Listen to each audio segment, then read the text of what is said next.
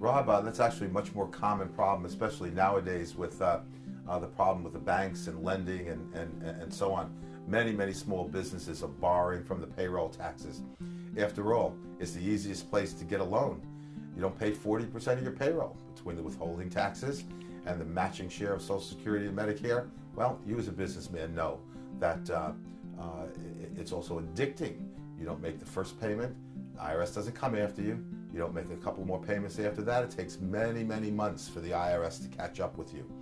What tends to happen, though, is that this liability snowballs, it pyramids, and before you know it, even a company with a dozen employees owes $200,000, $300,000, $400,000, $500,000.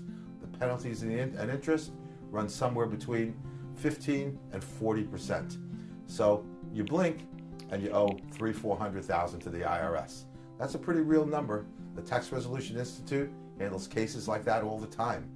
Small employers with very few employees, huge liabilities.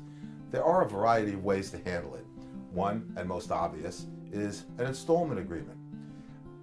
Pay it off over time. The problem with payroll taxes, Rob, is that the IRS doesn't give you 2, 3, 4, 5 years to pay it off. In fact, there are all kinds of problems with payroll tax issues. The reason I say that is that payroll taxes, unlike income taxes, are non-dischargeable debt, meaning you can't even bankrupt out of them. So that portion of the liability, that is the amount you withhold from people's pay, follows you even if you go out of business. They assess the responsible persons, that probably be you, Rob, you're the signator on the bank account, and they assess that those withholding taxes, we call those trust fund taxes, the amount you withheld from people's pay, against you individually. So you're in a catch-22 here. If you have a small business and you owe that kind of money, it's accruing interest at about 20% a year. Can you pay that plus the principal payments over a period of, let's say, maximum 2 years? So if you can, an installment agreement is the way to go. There are a variety of other ways to handle liabilities like this.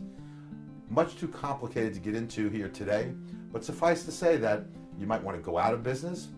You can't go out of business and start the same business down the street. That's what they call successor liability. People try to do that all the time and the IRS catches up with them.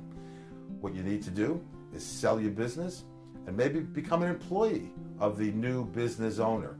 Deal with the trust fund portion of the liability that's assessed against you via the Offer and Compromise program, and then start your business back up in a year or two. There are many other suggestions I might have, but let's keep it simple for today. Thanks, Rob.